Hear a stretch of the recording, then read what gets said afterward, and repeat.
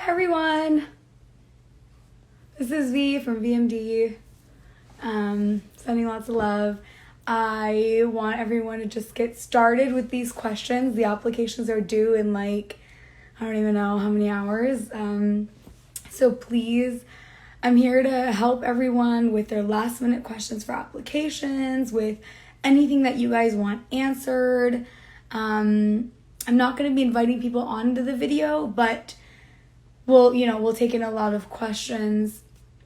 So hey to everyone that's here. I know anxiety must be high right now. Things are due. You guys have been working so hard to finally be at this position to submit your application. So that's amazing. So congratulations to all of you for that.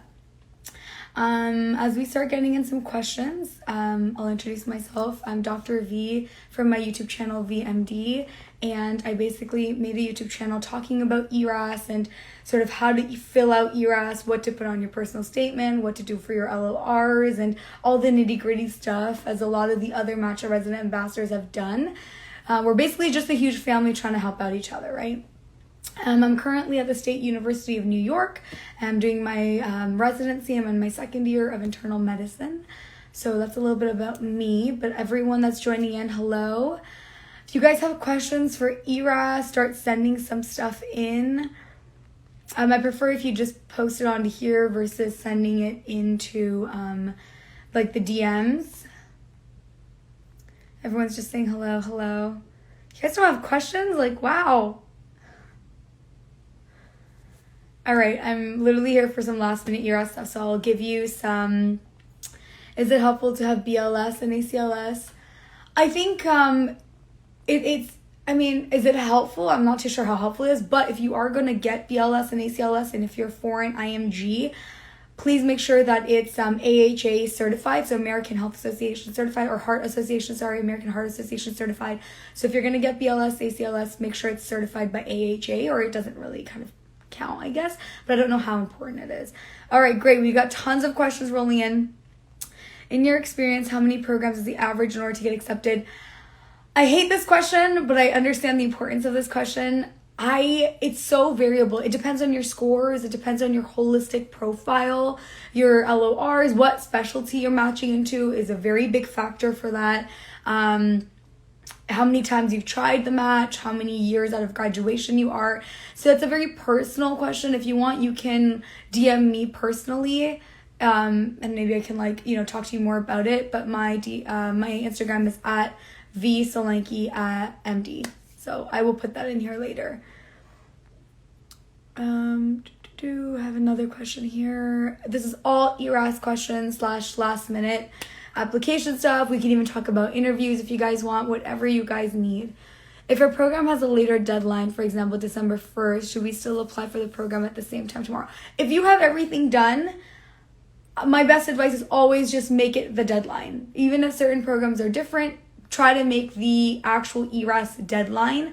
When I was in med school, I went to a Caribbean med school because I'm Canadian and Indian, and they really, really emphasize getting it in on the deadline date. So please, if you have everything ready, push yourself, stay up late if you need to, edit, review it 1 or 2 more times, and just try to get it by the deadline. Of course, if there's significant things missing, like if LORs are late, if you're just starting your personal statement tonight, I hope not, then, you're going to be a little later. But for example, the reason why I say send it on deadline, I applied to IM and FM. I got my first interview the next day.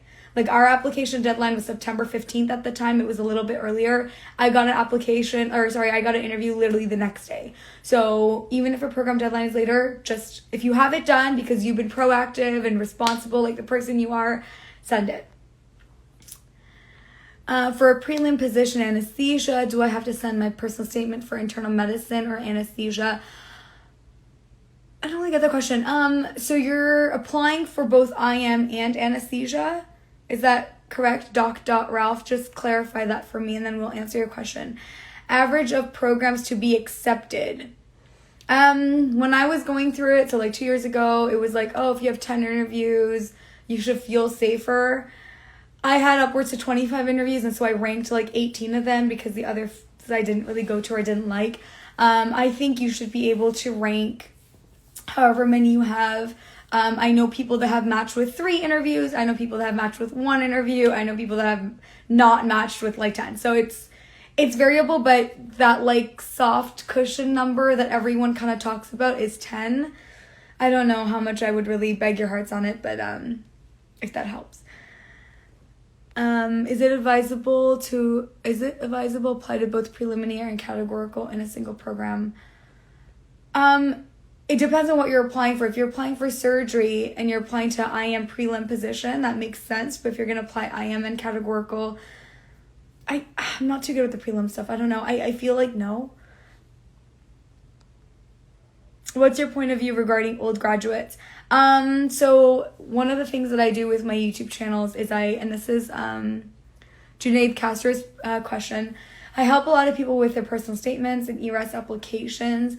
I have come across people, like last year I helped a few people with my editing service, and Match a Resident gives a lot of information about, things for old graduates. I have seen people match despite being an old graduate. So I don't think you should get your hopes down. I have also worked with people here in my residency program. We have a lot of different programs that kind of intertwine at downstate, but people have been here that match here have definitely been like attendings in their home country for a couple of years. So I don't think it's impossible. I think you need to showcase your strong points and make sure your scores are good and you're competitive for what you're actually applying for. I hope that helps. My question is not about ERAS. You just finished step 2. That's fine. I will take any question, even if it's not ERAS, just anything, hit me with it. So this is Nizrel Taffy. I'm going to butcher a lot of names, sorry. So you just finished step 2. You're wondering if you can do step 3 since you're an old IMG and want more leverage. You did not apply to zero. I think if you're a foreign IMG or if you've been a couple of years out from graduation, I think if you apply with everything ready, step 1, 2, 3, your OET, everything, if you apply with everything ready, you have higher chances. And just because your application is complete, it's whole. And then you also have H1B options instead of J1 options, because remember, step 3 is what determines that. So I would say definitely if you have time and you're not applying this year, you're going to apply next year, get step 3 out of the way and do amazing on it, okay? For categorical IM, is it hurtful if I don't have a publication? This is Salo Baby 10. If you don't have a publication, it's not the worst thing in the world, but I hope that at least you have a holistic application in the sense that at least have work, volunteer, and research experience. You can still have a research experience without having a publication out of it. And I think that's what's important to write. So if you've done research, write a research experience in your description box. Make it impactful, right? Talk about what your research was. Don't leave things dry. I edit a lot of people's things throughout the season and they leave things dry. And I think that you have space on your ERAS for a reason. Use this space wisely, guys. You still have some time before you submit. If you know that there's a couple of things you can write, for example, Salo Baby 10. If you have a research experience, what were the things that I wrote in my research experience? I wrote what the research was about, who I worked with, right? Why did I decide to be a part of this research? What was in it for me? Yes, you can talk about the skills that you gained, statistical, analytical, working with other people. If it was bench work, talk about lab stuff that you learned. If it was clinical, even better, right? Talk about the importance of your research. So these are a couple of pointers that should be in the description box. Don't just leave the description box as, oh, I did this research. Boop. No, you gotta give me more information. You have space there for a reason, okay? And I know this year for your supplementals, if you have just one research experience and if it was that meaningful to you, add it in your supplementals, okay? You don't necessarily need a publication. A publication is better, obviously, right? You're contributing to the medical society, especially if it was peer-reviewed, but if you have at least a research experience, I think that's important, okay? Arpit Jane, what score would you say is safe to get into IM as fresh visa requiring non-US IMG graduate with no research publications? Okay, Arpit, again, a very case-dependent question. I'll give you my example. I was a foreign IMG. I'm Canadian. I went to Caribbean Med School. I applied for IM. My scores, oh God, what was my, I had almost a 230. I had like a 229 on step 1, and step 2 I had a 247, and step 3 I just wrote in residency, and I was able to secure I think 15 spots, and I only had 2 researches, and I had one publication. One publication that was still pending. I hope that helps. Dr. Charles Clinton, hi. So graduated med school in 2013. You did a cardio residency in Costa Rica. Congratulations, Dr. Cardiologist. And you're filtering, am I being filtered out without a fighting chance, even though I have been very active? Again, so I answered this question a little bit earlier.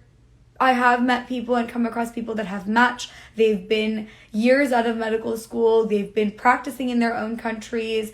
I don't think it's not that you don't have a chance. You have to highlight and showcase your strengths. So one thing that I would say definitely for people that have been practicing for years, make sure like you make yourself shown as still moldable and teachable, right? I think that that's something that's important. Like, I think what programs want to see is like, okay, if we accept you for residency, because you've already done residency, because you've already done fellowship, right? Like, why should we train you, right? Think about it from a program's point of view. They have a certain number of seats. You're competing against all these fresh graduates. Why should they choose you and train you? Give them enough reasons why, okay? Nimi Nath, is it advisable to apply to a program that says we prefer graduates within 3 years if you're 5 year? So I'm very, very picky about this. If a program has very specific specifications on their website, on the Match a Resident software, if it's written that this is what the program's looking for, if the website has it on their website, or if the program has it on their website, and you don't match the criterias, don't waste your money. Okay, if the program says, hey, it's a 3-year cutoff, if the program says, hey, it's a 240 cutoff, and you're just like right there, but you don't make it, they have thousands of applicants, and I'm just being I keep it real, you know, I don't make things up. This is reality. You're competing with a lot of people. You're competing with Americans, Canadians, foreign IMGs, right? If you don't meet the cutoff, don't waste your money unless your like sibling goes to that program and you're like really like, I got networks. Your dad is a program director. You know what I mean? Just don't. I think just stick to the programs that you have a fair shot. Give yourself the fair shot of applying to the programs that are gonna take you as a equal candidate. Okay. Med D4, as a care student, hey, we have poster days on the island. Do we add that in publications or if you presented a poster, put that under poster presentation, all right? Showcase your work. So with my publications, I had a oral presentation, which was like in front of like 100 people. I had also a poster presentation from undergrad, which I posted, and I also put under publications a paper that we were submitting to JAMA at the time. Okay, so it's okay if you're still sent things for publication, you haven't heard back, or your manuscript's under revision. Don't forget to put these things, guys. Like, you can put them either under research experience in the description box, or there is a way to put it under publication itself. You can just write under PubMed. You can just say submitted, okay? But yes, Med D4, care of student, please put your publications there. Can you edit your personal statement after you applied? Razad has asked this. Hey, Shahrazad, sorry if I butchered your name. No. The only things you can edit after you apply, unless they've changed this in recent times, is your personal information. You can add your NRMP ID, and that's really about it. And then your LORs. Yes, your LORs can be, uploaded and attached to programs after, but personal statement, experiences, all those nitty-gritty boxes about awards, honors, societies, what, you can't touch those, all right? Which is why I say you guys still have time. This is why I'm here last minute to help you. You have time.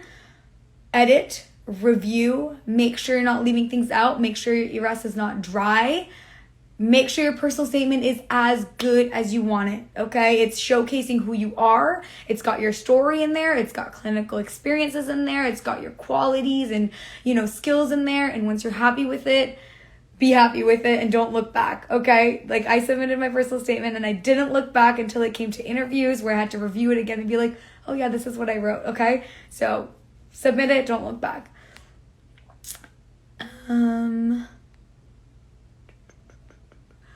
So I answered some of these already. Okay, Dr. Ralph, hey again. It's for anesthesia, but since I need a preliminary before, I also applied for a preliminary position with internal medicine.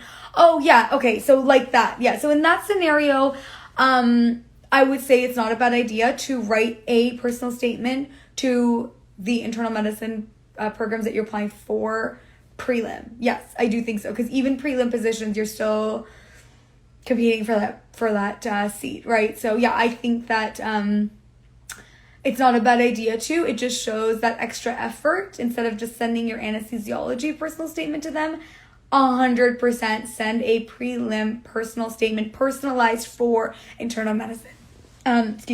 It's okay to write in your personal statement for the prelim, like, this is your ultimate goal, is you want to do anesthesiology, all that good stuff, but you can talk about why you're going to be a good internal medicine prelim. What is it that you've already learned that's going to, that you're bringing, what have you already learned that you're bringing to the table as a prelim for internal medicine? Even though that's not your be all end goal, I think those are a few key things that you can definitely write. Okay? Sorry guys, I just got something in my eye. Also, I just came off a 24-hour call. You guys are striving for residency. I'm so happy for you. Keep your energy levels high, because damn, is it about to get shot down. I'm just kidding. I'm all about positive vibes. So you guys are going to do great as residents.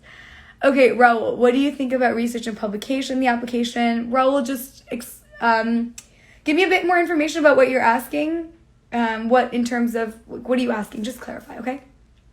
Moise, can you apply for the USCE without getting your step 1 score? So US clinical experiences, I think they vary. I'm not 100% sure if you can apply without a step 1 score or if you genuinely need a step 1 score. I'm getting so many hearts, so I would look into that. Message Master Resident. You could also message me, V Solanki MD. I'll put it up here later at the very end. But DM me personally for that, because I think that's very, very specific to the actual USCEs. So yeah. Nizril, you're welcome. Rishabh, all right. Is attending conferences a good way to show interest in a branch? For example, pathology. They are so expensive.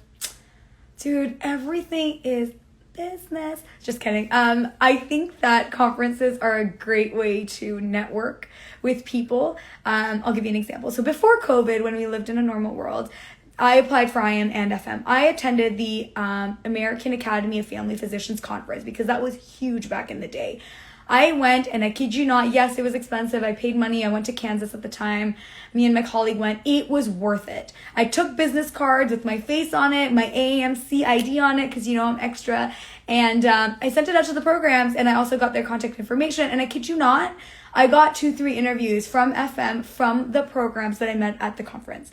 So if you have a chance to go to a conference that you know, like, okay, people are going to be there, programs are going to be there, you are going to bring your A game, you're going to network, make those damn business cards, invest in a little. We pay so much money for med school and all this stuff that, like, what's another little bit for a conference? But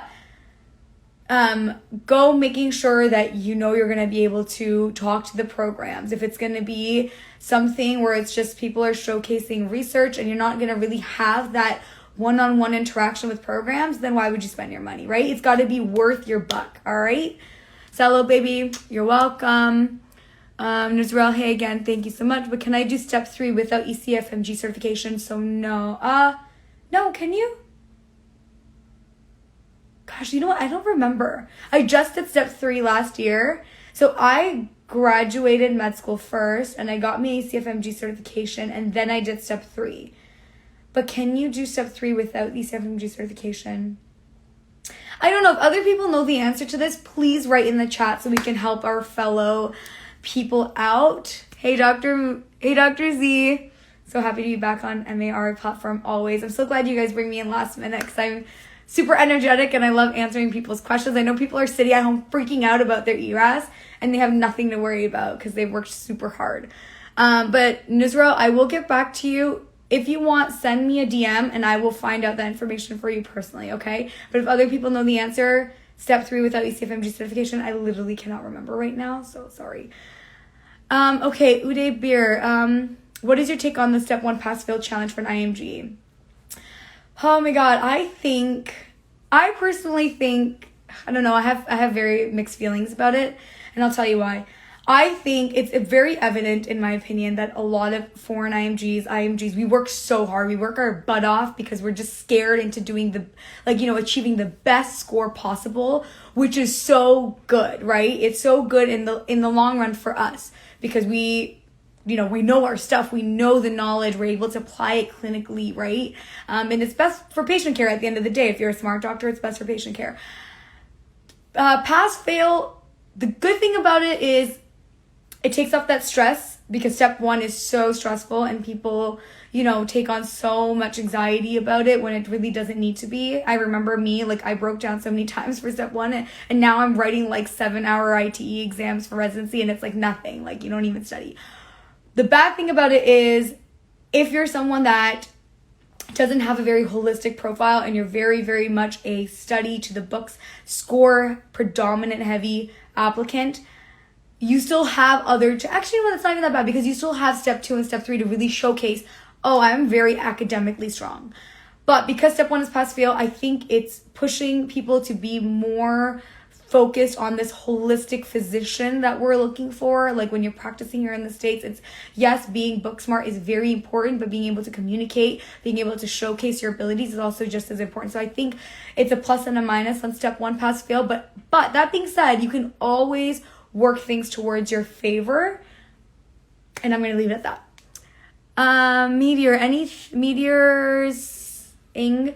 Anything you wish you knew now that you were on the other side of the application process? That's a really great question. Plus points for you. Now that I am in residency and I've helped be a part of interviews for my program, which is also very IMG heavy, and as well as, I help people with ERAS and personal statements.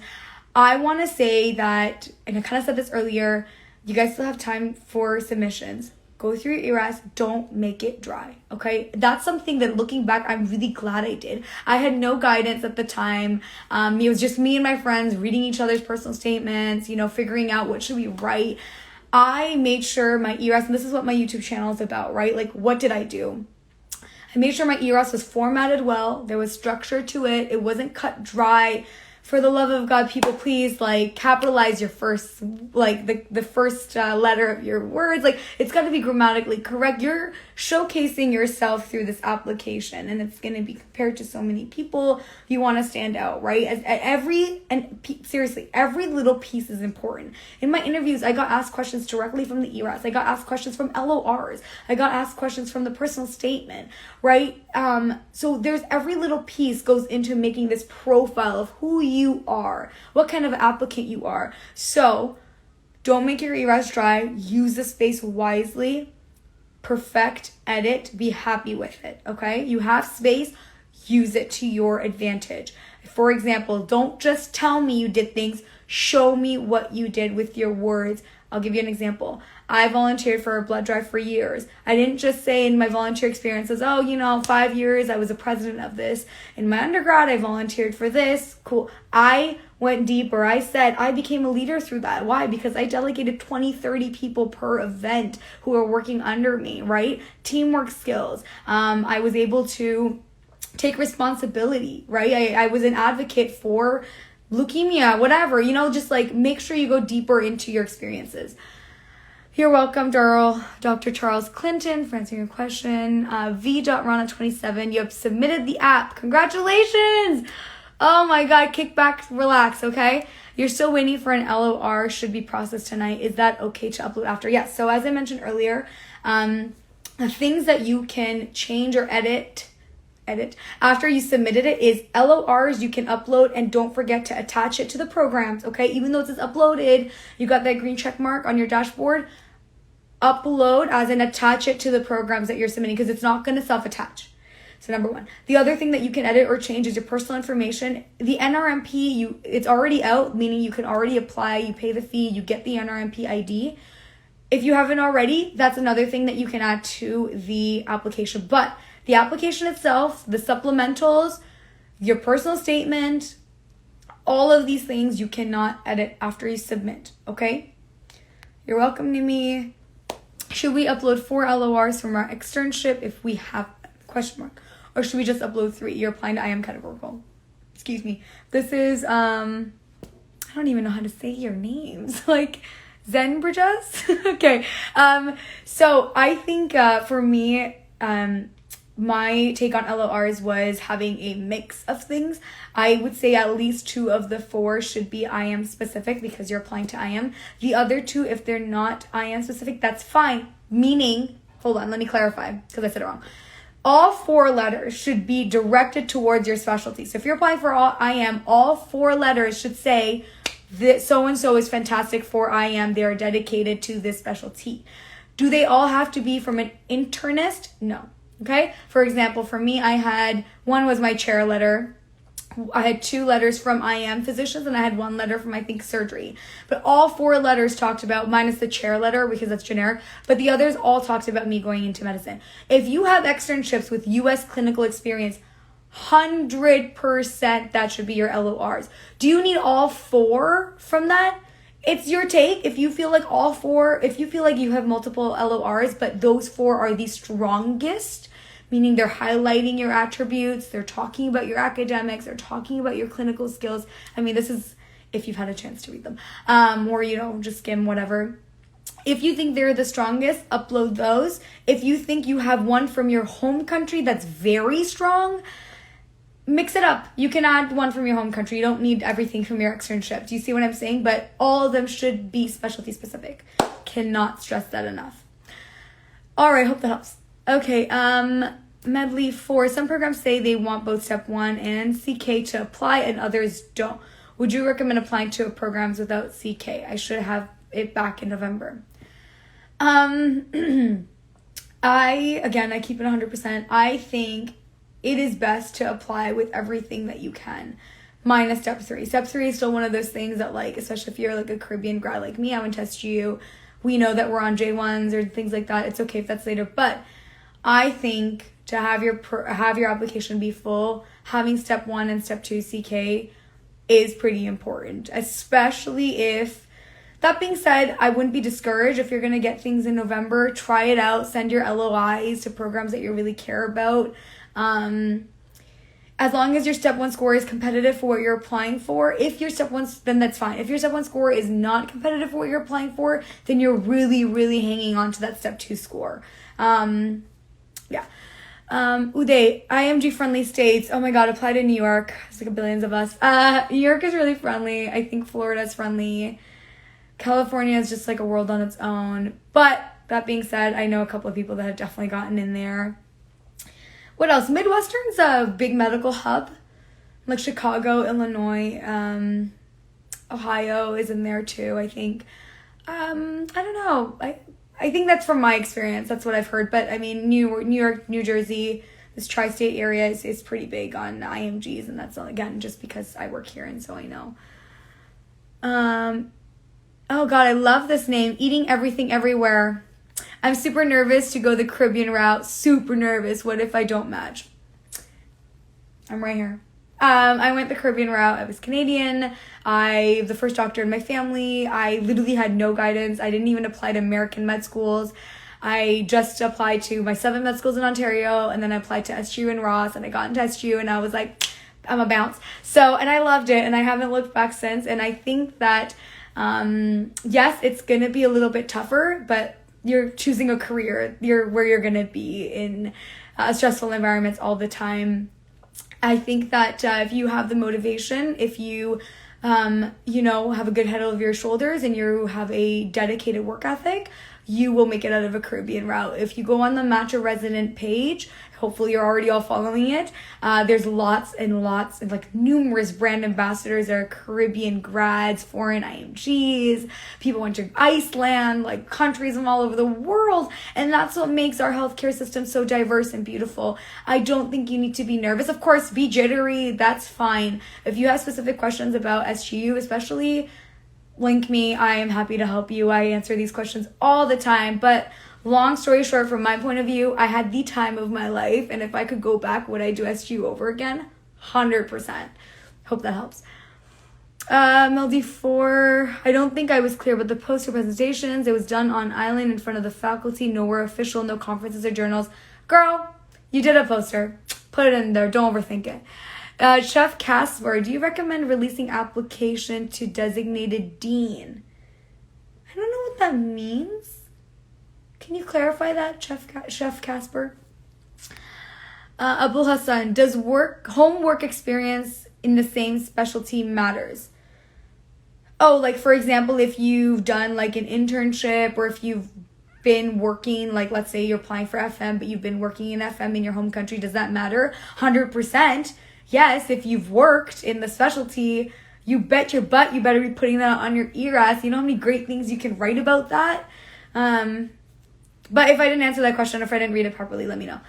Nimi, is it a big red flag if one of your letters is unwaived? Some letter writers do not know how it can be uploaded. Nimi, you got me thinking. I think it's more professional to have your letters waived. I don't know if there is, so I know for a fact, if your letter writers are having issues uploading it, or if they don't know how, there is definitely a ERAS page on ERAS for letter writers, like letter uploaders, where it even has like, I want to say it has even like a video which explains how they can do it. So if they're confused, Nimi girl, or guy, sorry, he or she, link them that video, okay? Link them the ERAS page, because you don't want that to be affecting your application. But in my opinion, I don't know quantitatively how much of a big red flag it is, but I think LOR should be waived. Yes, it just shows a level of professional competency that they expect somebody that's coming into the medical field. Mel D4, how do we add all virtual conferences and open houses that we attend? If so, where? What do you mean add? Can you just clarify, where do you want to add it? You mean like in terms of a schedule? Like how do you schedule conferences or open houses? Please clarify. Sorry, but the 3 versus 4 LOR question, can we possibly answer that question again? All right, I'm going to make it short for you, but definitely message me if it still doesn't answer it. 3 versus 4 LORs, I think that you should have all LORs be specialty specific. So all of them, if you're applying for IM, they should all say you are going to be a fantastic candidate for IM. 2 of the 4 at least should be from an IM attending. Do they all have to be from externships? No. If you've done an immense amount of work and whoever's writing your LOR, if they're from your home country and they know you so much and they can write wonderful things about you that are real, it's totally appropriate to upload that LOR. Okay? Dr. Rishabh Singh, we can't do it without step 3. Thank you, Dr. Rishabh Singh, to the rescue. This answers that previous question. You can't do step 3 without ECFMG certification. Okay? So it's not just graduating from your med school, it's getting the ECFMG certification. Thanks, bud. Kumail Shah. Wow, I think there's so many questions. I feel like I'm really lagging behind. We're going to try to get through this stuff. Kumail Shah, is it possible to get a USCE spot after you've graduated med school? Definitely. I think there's lots of people that do externships and observerships. Even virtual stuff is considered as USCE now because of the pandemic. You can definitely get that after you've graduated med school, because I know people that have done it. So I would research more about that, okay? Wow, thank you. So virtual conferences won't help so much. Yeah, Rishabh, like I feel like unless it's going to be those virtual conferences where they're going to see your face, you're going to get that like solo time with this pathology programs, and you're going to be able to like, you know, get your foot in the door or something. If it's worth it, then go to the conference, invest in yourself and your career. If it's not, save your money. Meteor saying, how do IM programs perceive letters from FM and vice versa? If an FM doc is writing that you're going to be fantastic for IM, it's totally fine. Like I said, I had 2 IMs, I had 1 surgery. I even had an OB backup, like an OB attending write me a letter for IM as well. All 4 letters. If you're going to get an FM person write a letter for IM, make sure it's very clear that you are a fantastic candidate for IM, and make sure they have reasons why, right? Clinical experiences, all the stuff. As long as the FM letter isn't generic, it's totally fine to upload it for IM, okay? But it has to be specialty specific, okay? Cannot exaggerate that enough, you guys. Murwad, yeah, so sorry. I am just really bad at these things.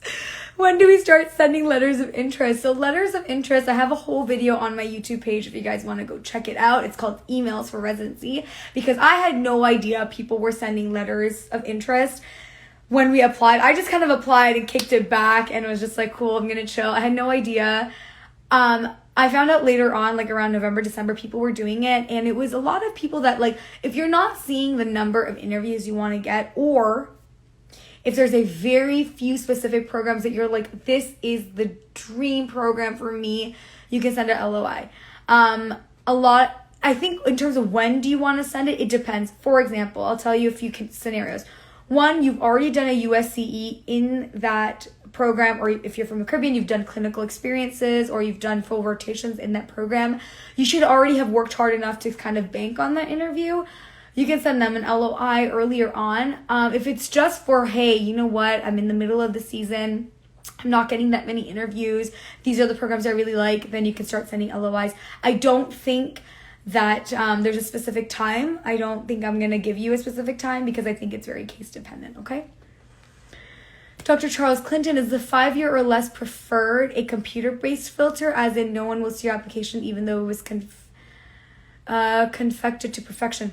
So yeah, I said this earlier. If a program has a very specific, if the program has detailed descriptions of what they're looking for, step cutoffs, USCE experience, years of graduate minimum, and you don't meet those, don't bother. Because yeah, so from what I've heard and kind of seen is that like people apply, they get all these applicants, they will filter out automatically things that don't meet the requirements. So your application may not get looked at. If it's a smaller program, if they don't have that many applicants, who knows, maybe they might go through everything if they have time and, the number of people for labor for that kind of stuff. But everything is very technologically advanced now, so I would bank on the computer-based filter. Dr. Z, before you have taken the U.S. Assembly Step 3, you already need to have passed the U.S. Assembly Step 1 to CKCS. Yes, thank you, Dr. Z, for clarifying. We definitely need to complete ECFMG certification. There's so many things that go on in this, right? It's a very tedious process, you guys. So you guys should also be proud of yourself for wanting to pursue this. How to improve your CV if someone has average scores. Okay, Rajpreet Singora, I'm going to give you the basics of how to improve your CV.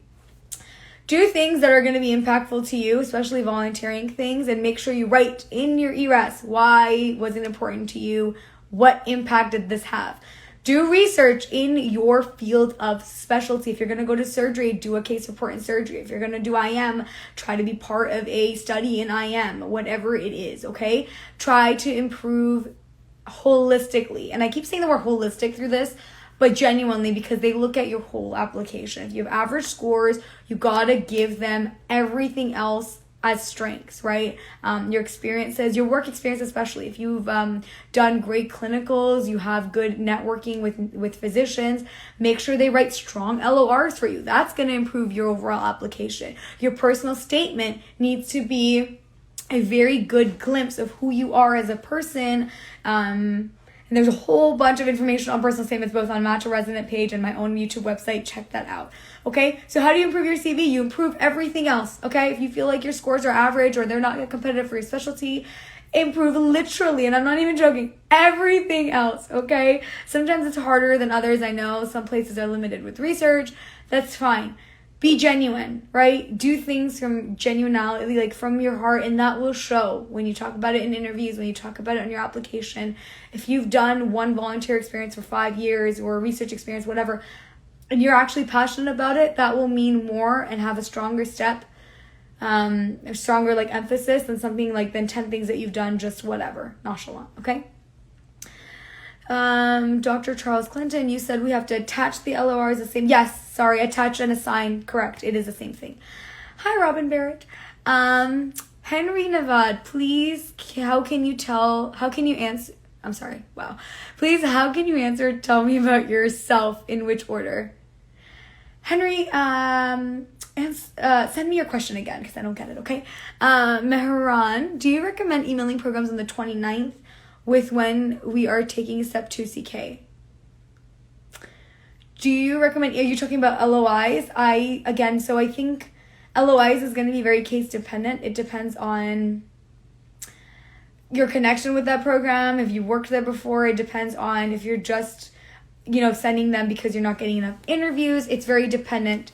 But I don't I didn't send emails right away personally. I didn't even send emails, but my friends that did in my year that I applied, it was later on in the season. It wasn't right away. Can letters for IM be observership from IM branches, but not specifically IM? Yeah, so if you've done an observership in GI, crit care, cardio, and you're attending that's US clinical is going to write you a strong letter, that's completely fine. You don't need just internists. Subspecialists are totally fine. Again, as long as that letter is very, very descriptive about your abilities to be an IM resident. Okay, is the medicine program that difficult? I'm having a great time. I think that the challenges are just challenges and you have to kind of, get over them. Life can be very, very difficult in residency, but you have to make time for yourself and the things you love. So is medicine difficult? Yes, medicine is difficult, but you have to make yourself into a well-rounded person in order to really enjoy residency, and I love it. I don't know if that was your question, but there you go. Got lots of hearts for that one. You're welcome, Uday. I'm glad that helped. Swad Sufi. Hi, is it better to wait until we have all the documents required or should we apply now? So in terms of documents, LORs can roll in after. Do not submit your application before you have your transcripts uploaded, before you have your personal statement done, before you've filled out every single section. Don't leave things out. Okay, I would wait to have everything done in terms of those aspects. If you're waiting on documents like LORs, it's fine. But I think it's better to submit a completed application than submitting an incomplete application just to make a deadline. However, that being said, everyone, you guys all should have had this all done a long time ago. Just kidding.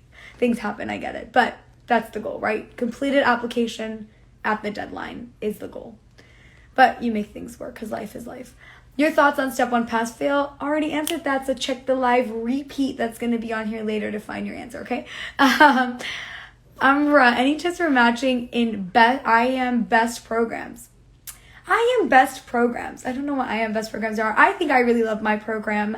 And I say that because it's in the heart of Brooklyn. The amount of experience, the diverse patient populations, the variety of pathology is absolutely insane. You get worked, but it's also really fun along the way. Tips for matching.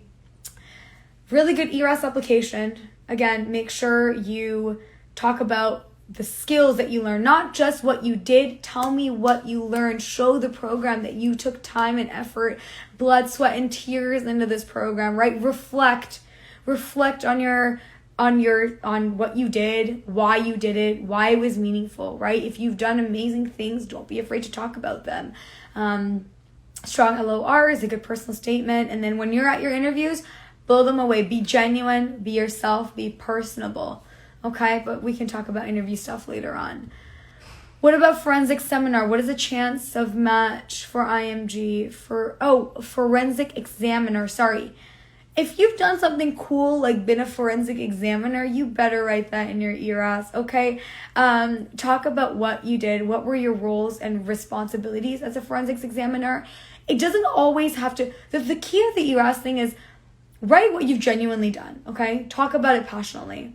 You don't always have to relate everything to medicine to be like, oh, it's okay if you didn't do medicine things in forensics examiner, but what skills did you learn as a forensics examiner that's going to help you? That's the key, right? Don't leave me high and dry. As a forensic examiner, Zubida, what did you learn that you know is going to help you? Like, for example, just off the top of my head, organization skills. Did you have a lot of crap to do all at one time as a forensics examiner? Was time management crucial? Were things like on deadlines? Talk to me about that stuff. Talk to me about your daily workflow, right? How long did you work? Like when I read it, it doesn't have to be so medicine based if it's not medicine, but I want to be able to be like, okay, you know what, Zubida, she can handle a good workflow. She's going to be able to handle our patient capacity, high turnover rates and things like that, right? So don't leave me high and dry. Add that like extra depth of reflection into your application, okay? Chef Casper, yes, sure. They actually give you the option to release your application to your school's dean once you submit the application. Did you release yours? I don't remember doing that. If it's not automatic, I actually don't know. Sorry. If somebody else wants to answer this that's applied already, I really don't remember sending it to my school's dean. Do I even think my school's dean would have cared? Probably not. But if it happens, I mean, if I were to do it again and it asked me that option, I would do it. I don't know what I would have to lose, but I don't remember doing that. Sorry. Amra, if one has done a year house job in home country, how will it count in the CV? I've edited a lot of people's ERAS applications this year. A chunk of them were foreign IMGs, not just Caribbean IMGs, so I know exactly what you're talking about. If you've done an internship or house officer or whatever in your home country, that should go under work experience, okay? Talk to me about the population you served. How busy was your hospital setting? Was it inpatient, outpatient, ED, ICU, whatever? Talk to me about your workload. Talk to me about, common medical conditions, whatever. But give me that juicy information about your house job from your home country, okay? Chi-Town Lady. Thoughts on the 6 clinical evaluations that is substitution for CS in one of the pathways, please. So I actually didn't do the OTE or the other pathway because when I applied, it was still CS days, believe it or not, before COVID. So I don't have a lot of information on that, but we have a lot of great Matcha Resident ambassadors that will definitely be able to help you or give you some sort of guidance. So email message Matcha Resident, DM them, and I'm sure they will get you somebody that will be able to know the information. Also, if you go through Matcha Resident's actual posts, there's a lot of posts, how they posted me coming on the live. There's a lot of posts of other people that have done lives and stuff in the past that have gone through that pathway. Find them on the Matcha Resident page and message them directly, okay? Mariana Marquez, I've done research and publications on neurosurgery. However, I decided to pursue a cardiologist career. Very exciting. How do you think I could explain that in my application? If you've done research and publications in anything, put that in your application, okay? How are you going to explain that in your application? You don't necessarily have to justify... Okay, so if you, for example, you're going to write your research experience, right? And you're going to write this neurosurgery thing. Give me a quick liner about why you decided to choose that research. Maybe it was the only research that was available. Maybe it was the only clinical one. Maybe it was the hands-on one, whatever. And remember, you're not just pursuing a cardiologist career, you're going into internal medicine. As long as you've done research, you have research skills, you're passionate about research to an extent, it varies, and you've had publications, it's fine. Just, again, use that space for the description box from the research experience to talk to me about how you are as a researcher, why you want to continue research. It's okay that it was not in internal medicine. It's fine, okay? Amara, any research experience needed for IM? Yes, I think it's good to have a holistic picture. Amara, how to get IMLOR? Rotate with IM attendings. Gabby, I just started up my 3rd year. Congrats, girl. I don't have any publications or research. Can you please guide me on how to find these opportunities? And what can I do to advance my CV? So, Gabby, I would say if you're doing your clinicals, this is the best time to network with residents. Residents are always doing research. Ask them if you can hop on a case. Be proactive on your rounds. Know your patients. If you see something super cool like Men 1 syndrome and you want to write that stuff up, if you see complications of COVID, you want to write it up, be proactive, be forthcoming, tell a resident, tell your fellow, tell your attending, hey, I think this is a great case study. Do you mind if I write it? Brownie points for that, and you get a publication out of it, right? People have in a lot of places that take, I don't know if you're from the Caribbean or not, but a lot of places that take students for residency, for clinical experiences, they're usually, pretty good with academic and didactic. So I would I would network and I would say, hey, I'm really interested in research and I want to apply to this specialty. Would you be able to, get me on something? And I'm, then do your work well, right? Be dedicated, do the research well, and be proactive and work with your residents. Okay? Yash R. Patel, can we upload 2 IM and 1 FMLORs for IM program? I cannot stress this enough, if your FMLOR says you are applying for FM, do not upload it to IM, and vice versa. If your FMLOR is just from an FM attending, but it says Yash is going to be a fantastic internal medicine resident, upload that, okay? It has to be specialty specific. It doesn't necessarily have to come from a specialist in the field you're applying to, but that specialist needs to say Yash is going to be great at internal medicine, okay? Especially if you're applying for internal medicine. How important are virtual electives? If that's all you got, that's all you got, okay? Shahrazad, ERAS user guide says personal statement can be edited anytime, even after applying to programs. Unless they've changed that, I don't know. I'd double check it. I'd call ERAS. I'd email ERAS. If anybody else wants to give more guidance for this, as per my knowledge, I don't think you can edit the personal ERAS after you've submitted it. But unless this year's had a lot of crazy stuff. The supplementals is new. Bunch of things are new. So unless they've changed it, I don't know. I still feel weird about that though. I feel like they wouldn't do that. But anyways, you're welcome, Rashab, anytime. Henry, thank you for being here. I feel Metro Resident has showed an amazing role supporting applicants. You're very welcome. I'm always happy to help. All of the ambassadors love doing this because we've been through it and we understand the struggle. So I think we're all very happy to be here. Mel D, I'm applying for FM and attended the AEFP, but it was virtual this year because of COVID. Does that go anywhere on ERAS? Thank you for doing this. I'm also Canadian, so it gives hope. Congrats. Good luck. Yes, I think that the AEFP conference, even if you went virtually, hopefully you networked with them and you got contact information and you yourself were able to kind of decide, oh, I really like this program, I don't really like this program, right? Does that go anywhere on ERAS? So if you've already attended AEFP, you must, or hopefully you're already a student member of AEFP. I would put AEFP under your, that section? Honorary societies.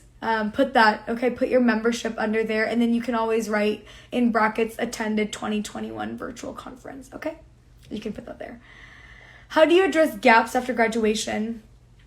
If you've done work, research, volunteering after graduation, all of that should already go in your ERAS. And if you're talking about addressing it in your personal statement, make it positive, make it, talk about what you did. What did that gap year or gap years teach you about yourself? What did you do in those gap years? How did you make that time worthwhile and momentous towards your career? That's how I would address it. Ma'am, are review articles considered as research experiences? Review articles as in you just reviewed the article or you wrote the article? Clarify that a little bit. Kieran, what are the most important questions to be prepared for interviews, not to be missed? Ooh. Tell me about yourself.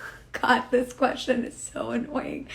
But it comes everywhere because people don't know what to ask you, right? Like, tell me about yourself. Why this specialty? Why this program?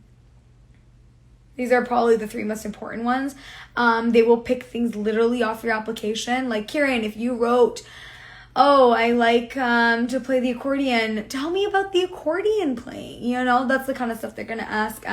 Hobbies and interests are pretty big that they ask. They can ask specific things from your personal statement if you've talked about a story. Tell me more about this story. Before every one of my interviews, no matter how many times I read it, I would read it again. I read my ERAS application again because I printed it out and I took it with me everywhere. I read my personal statements again. I didn't have any LORs because they were all waived, but I didn't read those. So those were always a surprise when I got questions from them being like, oh, your attending wrote this about this case that you did. Can you tell me more about it? And you just kind of have to be like, oh yeah, wow, my attending remembered that. But the most important questions are definitely the ones that I mentioned. Tell me about yourself. Why this specialty? Sometimes you get like those random ethical questions popped in there. I remember some questions I got, especially for IM ones, are like, how do you deal with stress? How do you work in a stressful environment? Tell me about your clinical experiences. Very specific details about my research was definitely asked in a few interviews, but majority of them were like hobbies, interests, who are you? They want to just get to know, genuinely like what type of a person can they train? That's what it really comes down to. Like, who are you? Do they want to train you? Do they like you? That's not that do they like you, but yeah, essentially that's what it comes down to. Rajpreet saying, you're very welcome for the help. Priya, what kind of volunteer work is needed for the CV? Do we need a certificate or something about that? No, honey. Volunteering should come from the heart, in my opinion. I had volunteering experiences where I was genuinely passionate about the causes that I was volunteering for. Also, my volunteering was not all medicine, okay? It was like fun stuff. I was an MC for a year or two in my undergrad because obviously I'm very good at, I love public speaking and I'm just like super energetic. So I used my talents where it was needed. They were not all medicine. In fact, I think only one of my volunteering was medicine and everything otherwise wasn't. But in terms of what kind of volunteering work, do something that you're genuinely passionate about and something that you're going to just talk about, right? And things that mean something to you, right? If working, for example, I just edited someone's ERAS and she put her volunteer experience. She was part of the viral farmers protest, and literally reading her thing, I was like, wow, she was so passionate about being a part of a vision and a cause that she loved, which was the farmers protest that happened in India. So I would say don't tailor your volunteer work for the application. Tailor your application to showcase your work. Okay? I hope that makes sense. Henry, sorry, during the interview sessions, how would you answer the famous question, tell me about yourself? Okay, Henry, elevator pitch. All right, you got to give me that elevator pitch. You got to sit down there in front of your mirror, in front of your people, and practice it. In a couple, I would, did I make a video on interviews yet? No, I haven't. Right. I started residency and I had so many video ideas. Anyways, whatever. I would say elevator pitch as in like keep it under 2 minutes. Definitely under 2 minutes. Do not drag it on. Give me a quick synopsis of your life and the important things. For example, my elevator pitch right now has changed, but I'll give it to you from the top of my head. So my name is Vaibhavi Solanki. I am a current PGY2 resident in internal medicine in SUNY Downstate. My program is robust. We have lots of amazing clinical experience. Our patient population is super vast. A lot of sick people. But, I think with my volunteer experiences so far, I've built on a lot of good communication skills to be able to relate and empathize with a variety of people. And I think that helps me succeed in my day-to-day task as I continue to grow. I don't know, that came off the top of my head, okay? But something like that, but obviously tailored towards, who are you? What are you here? Why are you here? That's the gist of it. Obviously, you can spice it up and add other things, okay? That's a very, very simple example. Uday, are Michigan and Ozarks a friendly place for IMG supply? I think Michigan's, I don't know. I had like 2-3 interviews in Michigan, like Ascension, Detroit, and stuff like that. I would say it's a friendly place. I don't know how we're qualifying friendly places. So, you know what? The best place to look at if it's a friendly place or not, go to the Match a Resident software, okay? Put geographic specific programs. If you're looking in Midwest or Michigan, I'm pretty sure you can select the state or something on the software or choose it and see how many programs you qualify for that are IMGs. And I think that will answer your questions for which locations are IMG friendly. So, Match a Resident, get the software if you need 15% off, VMD15. There you go. Also, being Canadian, does that have any benefits along with a good profile and score? Being a Canadian, I think we're all very friendly, so I think that helps. But in terms of, is someone going to see a Canadian as better candidate than other foreign IMG? I don't think so. I think that we all pretty much get grouped together as the visa people. And I think that, I don't think there's any specific benefit. But let me tell you, Uday, how I did use that for my benefit. So when I was in my IM and FM interviews, I actually included the Canadian part into my elevator pitch / tell me about yourself, because the reason I did medicine, a part of it was because I grew up in a healthcare system that believes in primary care and that believes in everybody having an equitable access to care. And that really fueled my own passions for primary care, which is why I'm in the primary care track. So that's how I kind of use the Canadian thing to my benefit and advantage. But you can do that from any country you're from, as long as you're real about it. Do you make a lot of procedures in your programs? Eduardo, honey, you have no idea. I do a lot of procedures, but I think it's because I'm proactive. I literally go out of my way and I will tell people, let me do this. In my first year, I think I became qualified in central lines.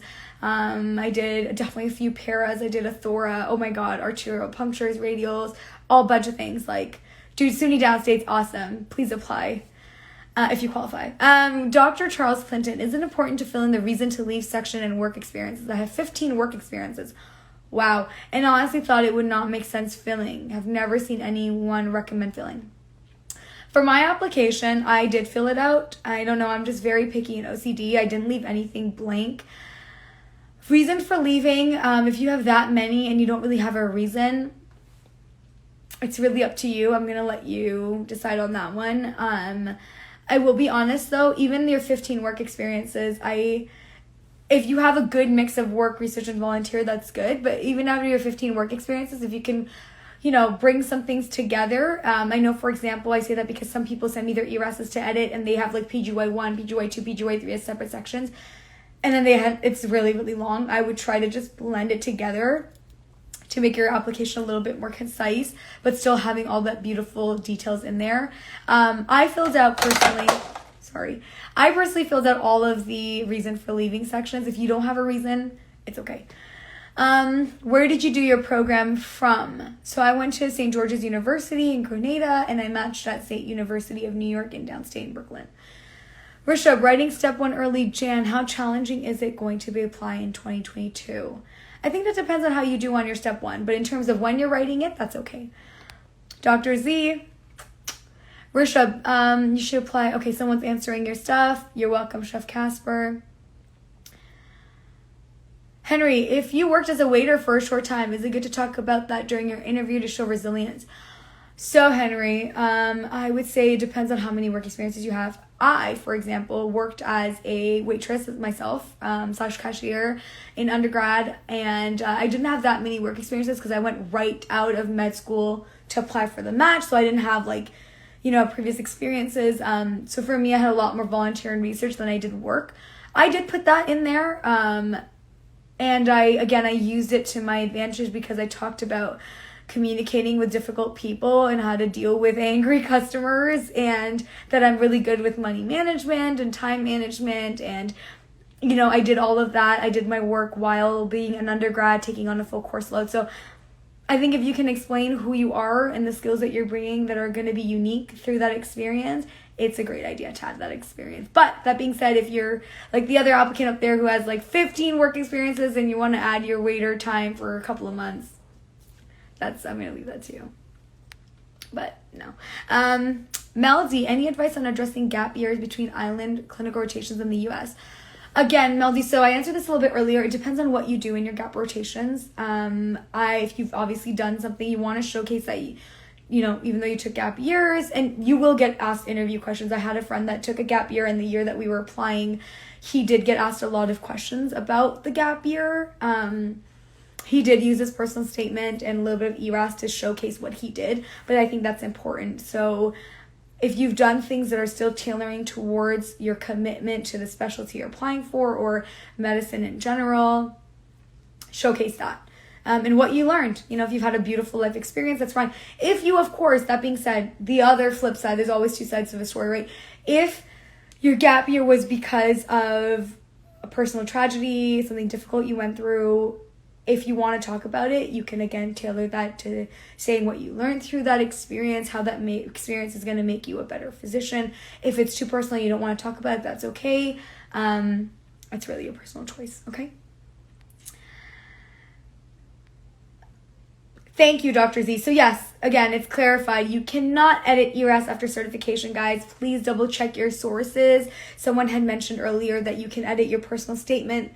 I don't feel like that's accurate. Please double check. If you want to send me where you got that information from, I can totally take a look at it for you and double check that for you. But please use accurate resources. Match a Resident is an accurate resource. ECFMG, ECFMG, ERAS. Those websites are very, very accurate. Don't be part of this disinfodemic like COVID, okay? Don't just say you heard it from your neighbor's dog. Get to the source yourself, okay? Rajpreet Singh Korea, in India after UG, students do non-PG residency like medicine, psychiatry. With that work experience, yes, definitely, Rajpreet. If you've done non-residency / house office or anything that's related to medicine, to your specialty or even without your specialty, please add that. So Rishabh, if you wrote the review article, yes, if you wrote it, that can go into your research experiences. If it was published somewhere, write the publication, okay? Chocolias. My personal statement is half a sentence over the page. Oh, God, isn't that the most annoying thing? God, I know this struggle way too many times. Or does it have to absolutely be within a page? All right, I am so picky. I tailored mine down until I got it to a page. ERAS is a little finicky, okay? Check your spaces. Sometimes it puts extra spaces between paragraphs. Delete those spaces, make new spaces. Really check the spaces. I would justify the text alignment to like justify, I think is the name, not right or left or center, like justify the text alignment. That can help. Go through your personal statement. If it's literally half a sentence over, I am sure you could take out one or two fluffy duffy words that aren't adding to the ERAS, or that isn't adding to the essence of the paper. It's just fluffy. You can take that out, and I think you can get it onto a page. I'm really picky. I always tell the people that I help and, you know, the ones that I edit my personal statement for, just get it to a page. I don't know. I'm just picky about it. Same person. Also, what happens if my third, fourth LORs come a week late? LORs are something, unfortunately, you can't control. I get that. And it can be pretty frustrating. I would try not to take too much stress about that. Do what you can for your application. That being said, around this time, deadline time, even the year I applied last year, it takes longer for them to upload things just because of the sheer volume of things that they have to upload, because they have to verify all your LORs. It takes longer than usual, which is why I always say get to your letter writers early. Like, I got to my letter writers as early as like July, August. But that being said, now is not the time to think about those things, okay? Hindsight, don't worry about it. If they come in a week later, you've done the best that you can. Just make sure you assign them as soon as they get uploaded, and you'll be on your way, okay? Love your positive energy, enthusiasm. Sending you love from Toronto. Hey, love Toronto. I always a Toronto girl. But thank you for the love. If you are a private OBGYN in another country, how do you talk about that without sounding too much? Okay, Henry. Let's talk for a second. I recently edited and helped a few people this year who were, actually one of them was an OBGYN in her home country and she wants to do IM here. Another one was a surgeon in their home country and they want to come do surgery here. How do you talk about it? You talk about it in a very humbled manner, okay? And I say that because you still want to show yourself as you want to come to US. First of all, tell me why you want to come to the US in your either your personal statement or anywhere. Why do you want to leave this life that you already have set up and come here? What are your ties to the US? What is it that you're wanting to get out of this future residency? Answer that. The second thing I would do is showcase yourself as still a student, someone that could still be someone that can still be taught. You're still moldable. The program can still shape you. Okay, be humble, right? Especially even on the interviews, you're definitely going to be asked this question, like, how are you going to feel if you have to, take orders from seniors above you if you've already been an OB-GYN in your country? How are you going to feel if you get into a conflict with someone that's younger than you? You have to show me that despite your experiences in your country, one, what are your ties to the US? Two, you're still going to be able to learn, adapt, and be flexible. You already have a very strong foundation and very strong, good clinical skills. How are you going to bring that forth? And how are you going to develop that and, fit into the new culture within the American healthcare system? These are the things that I would touch on, but I would be very humble talking about your OBGYN residency. That being said, don't be afraid to showcase the amazing things that you've done, right? If you've, worked countless hours in OB-GYN, showcase that, give me all that stuff, but just be humble about it, right? It's that fine line of how you talk about it that's important. Ramirez, wow, I think I've talked for so long. My mouth is drying up, you guys. All right, but there's still a lot of people on here, so we're gonna keep going. Ramirez, should I add my Mexico medical mission experience that I did around 2009, or is that too long ago? Medical mission trip, that sounds amazing. 2009 is a long time ago. It's a decade ago. I would say it depends on I think it depends. Oh, God, this was a tough one, Camaras, sorry. Just because I would say I try not to have too many old things in there.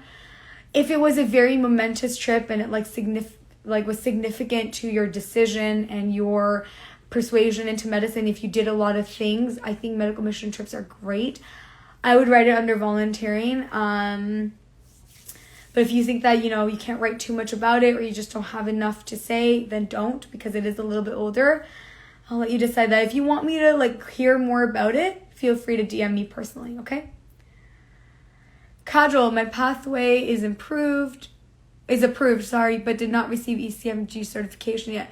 Most programs require IMGs to have certification at time of application. Should I still apply to those programs by 29th or wait? If majority of programs, as I said a little bit earlier, if they are requiring that you have certifications before you apply, complete the full application. I'm not sure if you can apply or if you can add on the certification after you've submitted it. If you can, then okay, but if you can't, then I wouldn't risk it. I would just wait till your application is fully complete. Call ACFMG, get on their butts, be like, yo, I need this, ASAP, what's taking so long? Home country LOR 5 years old should be added. No, get updated LORs, okay? Go back to that attending, tell them to write updated LORs. 5 years is a really long gap, and that's not going to do you much favor, okay? Hey, again, what I imagine tobacco specialty, I want to ultimately switch my dream specialty after a year. Yeah, are you saying if you apply to Peds FM and then you want to switch to OB?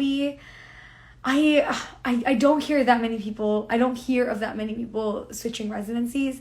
You're kind of on a contract unless you decline the contract for the second year and you apply to something else and actually get accepted. I don't know. I don't hear that many people doing that.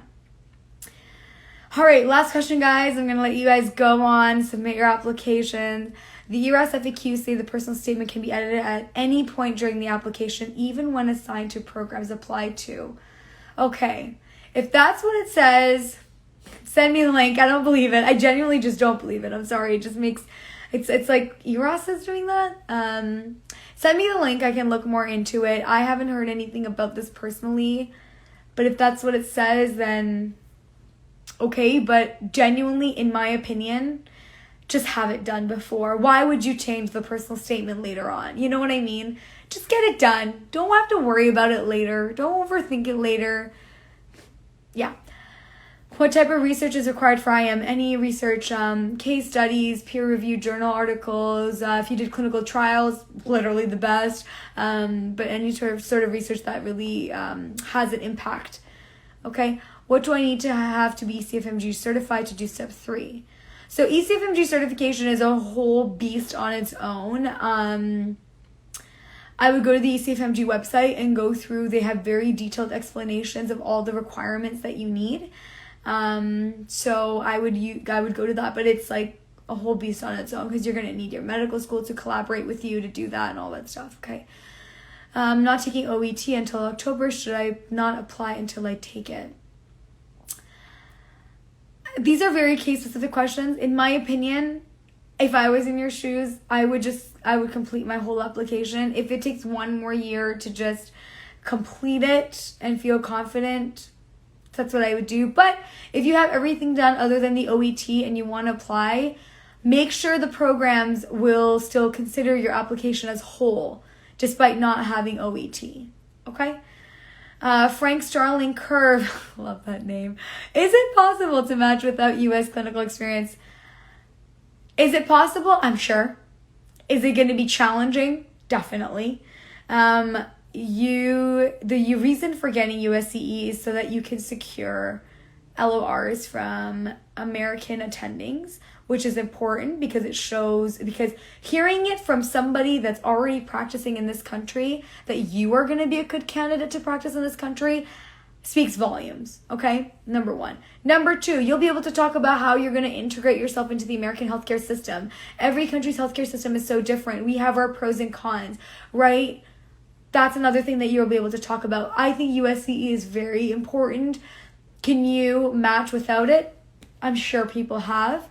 Will it make it more difficult? Totally. You're welcome, Henry. How many months USCE required for IM? That's variable. I would say at least have a couple of months.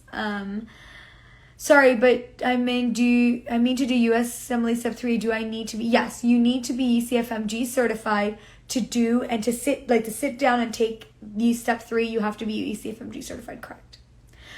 Okay, everyone, I am gonna head out. I really hope this was helpful. I wish everyone the best of luck for your applications. We have some more questions coming in. Sorry, Yash. Just do me a favor. I am going to write my, I'm going to just say, hey. You guys are very welcome. I just wrote, hey. Oh, this is Metro Resident. Sorry.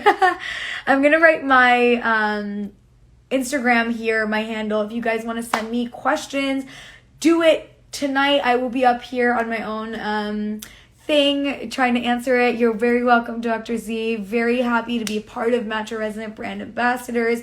The platform that Metro Resident has is so amazing. Like, I have never seen, if I was applying and I had something like this, I would be so ecstatic. So I'm so thankful to Metro Resident for actually giving IMGs a platform to share their experiences and help, because you know, things like this, like people don't teach you things like this, right? So I'm really glad I was able to help you guys. Good luck.